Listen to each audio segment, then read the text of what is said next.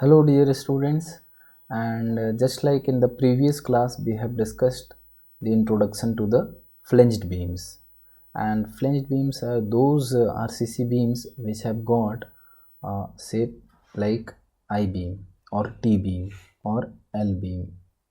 So in these type of beams we do not have a rectangular type of cross section, but there is a bib which is the vertical element of the beam, and there is a horizontal element also known as flange, and these flanges are connected at the end of the bib.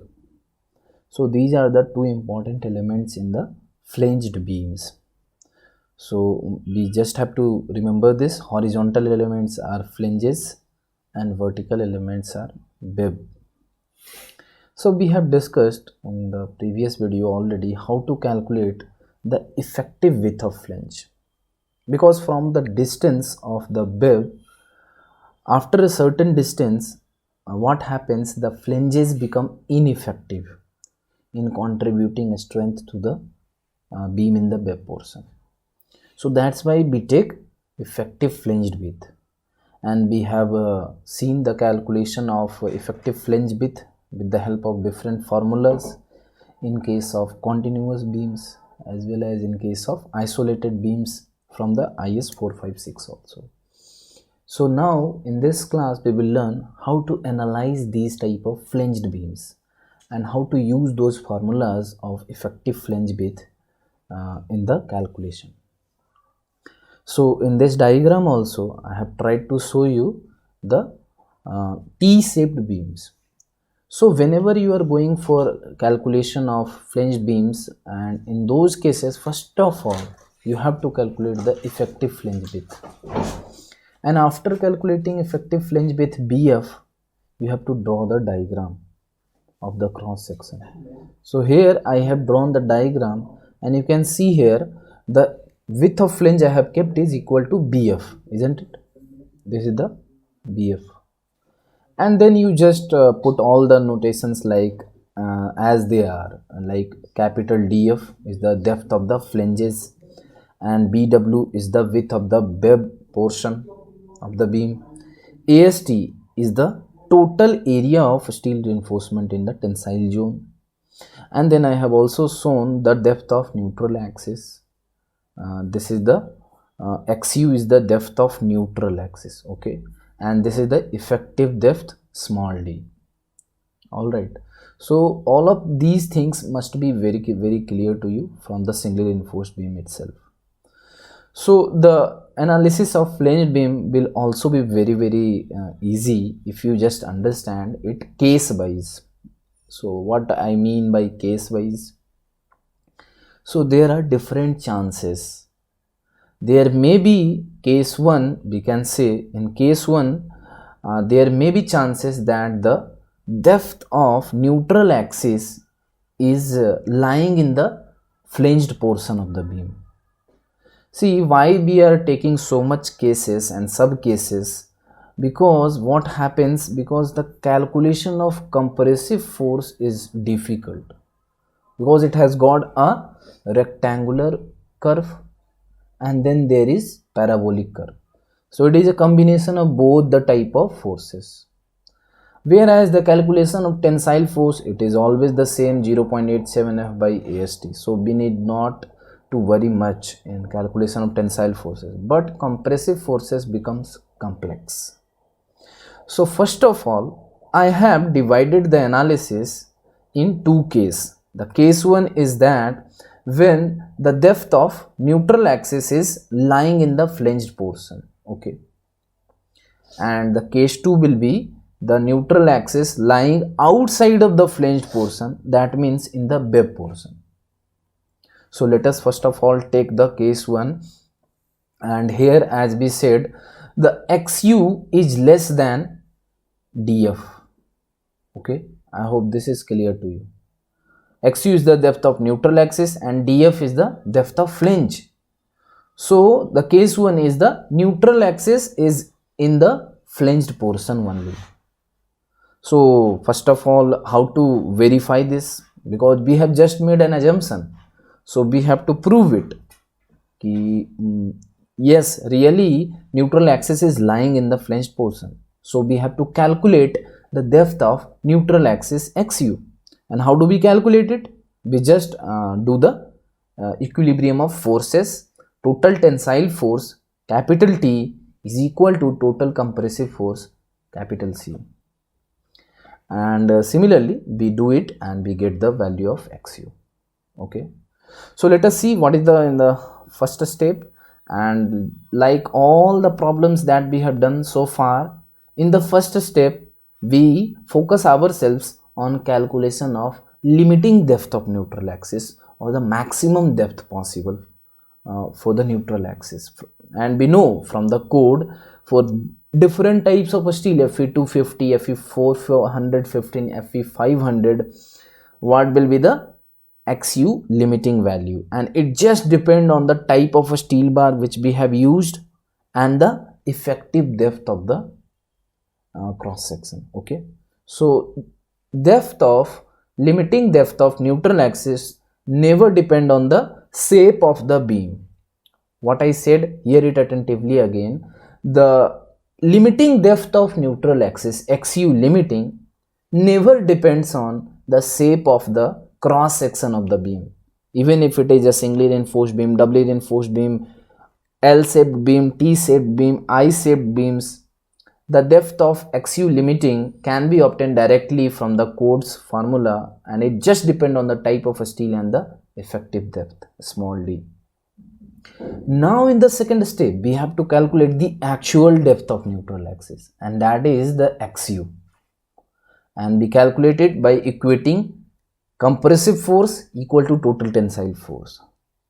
And here we just have done the simple equation and we have got the depth of neutral axis, and this is actual depth. And if you see in this formula we have used BF, okay, effective width of flange. We have not used the actual width of flange or the width of beam in the web portion. We have not used BW. You have to notice this, that we have used the value of BF, which I always say to calculate in case of flanged beams. Okay, so this is effective flange width. Okay, so after calculating this XU from here, and most of the things will be given, then we do a simple comparison between XU and XU limiting, and if both comes out to be equal, then our section is balanced section. And for calculation of moment of resistance we have to just use the XU limiting value, and if XU comes out to be less than XU limiting, then our section is under reinforced section, and in calculation of moment of resistance we have to use the value of XU only. And if the XU exceeds the value of limiting depth of neutral axis, then of course our section becomes a over reinforced section, and in that case we just have to calculate the moment of resistance using XU limiting only. Now in the fourth step we can calculate moment of resistance, and as I said, these are the simple formulas just like in the singly reinforced beam, and here we have to put the value of XU accordingly as we have discussed in the case step 3 of the given case. Okay, so in the notation also I have written specifically that we should be very alert that we are not going to use BW, width of web. Okay, BW should not be used at the place of BF when neutral axis lies under the flange depth DF, or especially in the case of XU less than DF. See, this DF is the depth of flange, and finally we also have to see and cross check that XU is less than DF, depth of flange. So in this case we just have to use the value of effective width of flange in the calculation, and everything comes out to be very simple, especially in this case 1. Okay, so case 1 is very easy to understand, and I hope you must be thinking that it was not much different from the singly reinforced beam. But see in the case 2 what happens. So in case 2, of course, the actual depth of neutral axis will be larger than the depth of flange df. So we can say case 2 is all about when neutral axis is in web portion. So you see, this is the neutral axis line, this line and dot represents our neutral axis, and this comes out to be in the web portion. Okay, and we can write that xu has exceeded the depth of flange df. Okay, so here I have specifically noted this xu is greater than depth of flange. Now we know the nature of distribution of compressive forces, and the compressive force is having a rectangular distribution over a depth of 3/7 of xu, and it has a parabolic distribution over a depth of 4/7 xu. And if we combine this 3/7 xu and 4/7 xu, we get xu. Okay, so this is very clear to us. Now we take some more cases under case 2 also. Now what are those cases? And they are called sub cases. So under case 2 we are going to take now 2 sub cases further. And what are those 2 sub cases which are further present under case 2? They are the case 2a and case 2b. Now case 2a is the case when the flange is uniformly stressed. What does it mean? The flanged portion, this is the flanged portion, okay, and if this flanged portion is uniformly stressed, that means 3/7 xu must be exceeding the depth of flange. So I take case 2a as on the condition that 3/7 of xu is larger than the depth of flange df.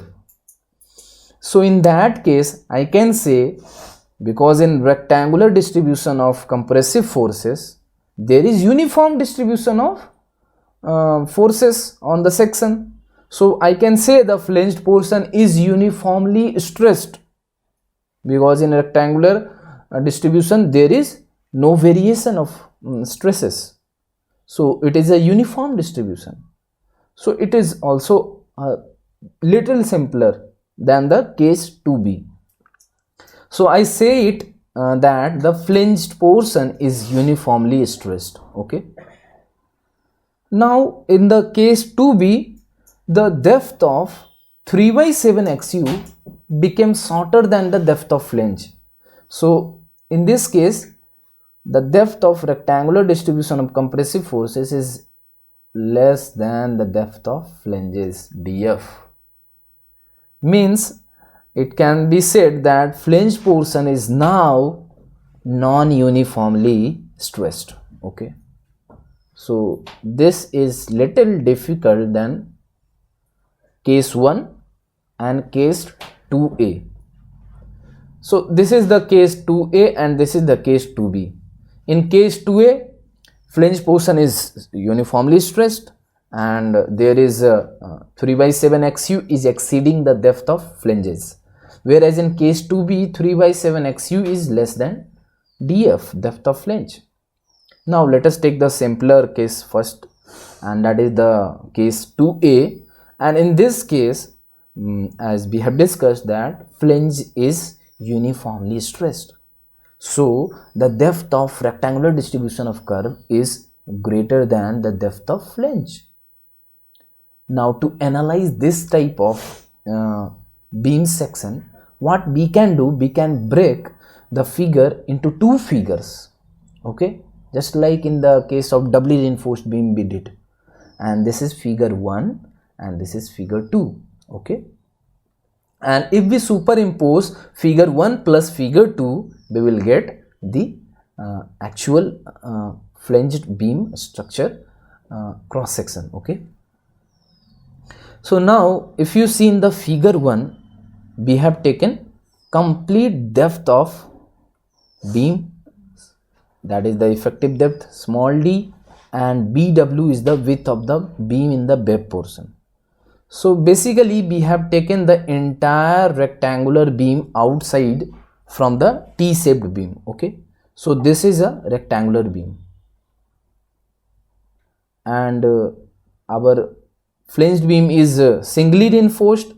So what we have done, we have again used only AST1 in figure 1 and AST2 in figure 2 as tensile steel reinforcement, okay, in tension zone.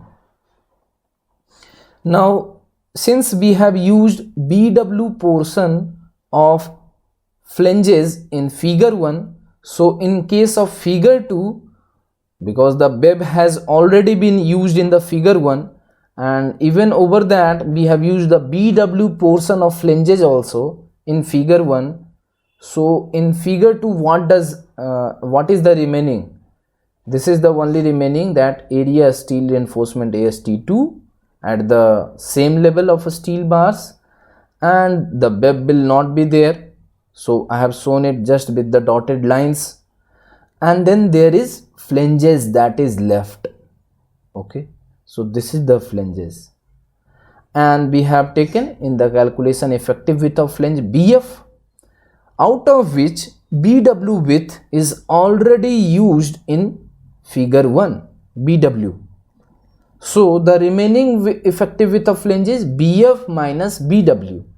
Okay, so this is the only remaining width of flanges in the figure 2, and the depth of flange is DF.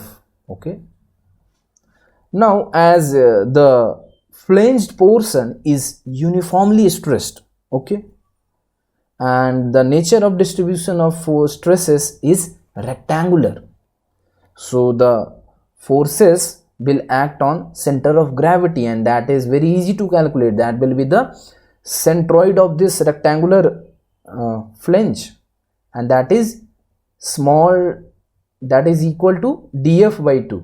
Okay, at this level I show it by a different color of lines, and on this level the force is acting. Okay, and depth of this will be half of the depth of flange, that is dF by 2. Okay, so distance between this point and the level of a steel, this is the lever arm distance in figure 2. So we can write lever arm in the case of figure 2 of case 2a is equal to effective depth d minus dF by 2. Is it clear?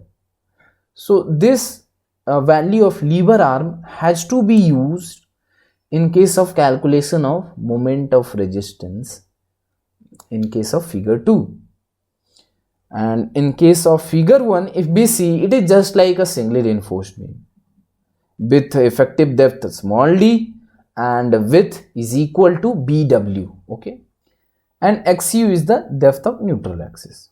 So let us do the analysis of both the figures. So first of all, we have calculated the value of C1, and C1 is equal to 0.36 FCK times BW into XU. So we have used here the value of B is equal to BW as clear from the figure. Okay, and the value of T1 will be very easy to calculate, 0.87 F by AST1. Okay, now lever arm in figure 1 is D minus 0.442 XU, and we can calculate the moment of resistance in case of figure 1 will be equal to 0.36 FCK BW XU multiplied by D minus 0.442 XU, and this is easy to understand. Similarly, moment of resistance from the tensile side also is calculated. Now let us come to the figure 2, and here we are going to calculate compressive forces, and that is little tricky.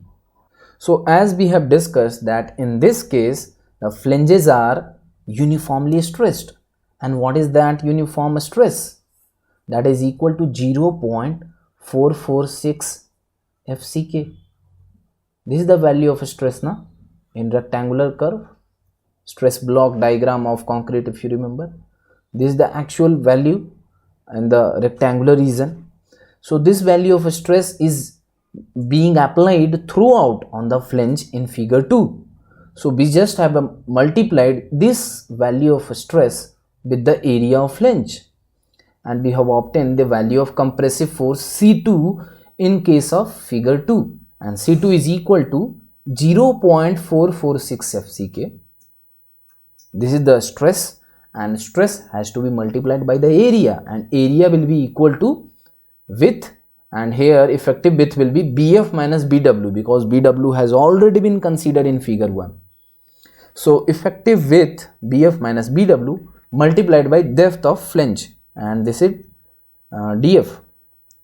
And then we have also calculated the tensile force T2, and it is very easy to calculate 0.87 F by AST2.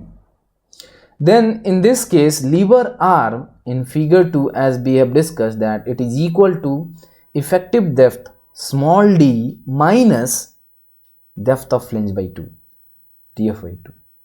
So this is very important to remember, okay, because in figure 2 there is no concrete in the web portion as such shown here. There is only concrete in the flanges and there is steel in the bottom, okay. So we just have taken distances between the center of both the things, and then we calculate moment of resistance by multiplying compressive force C2 into lever arm 2, and this is equal to 0.446 FCK BF minus BW into DF, and then we have multiplied it by D minus DF by 2. Similarly, we can calculate the moment of resistance from the tensile side, and then we superimpose all the equations, and compressive force is equal to C1 plus C2, and tensile force is equal to T1 plus T2, and moment of resistance can be equated equal to MOR1 plus MOR2, okay. And here compressive force comes out to be this, okay, 0.36 FCK BW XU, and also added with the 0.446 FCK BF minus BW into DF, and tensile force is added, and finally we have got again 0.87 F by AST only. So tensile force, do not worry, it is very easy to calculate. And moment of resistance, you can see we have done multiplication of lever arm with the compressive forces as per the corresponding figures.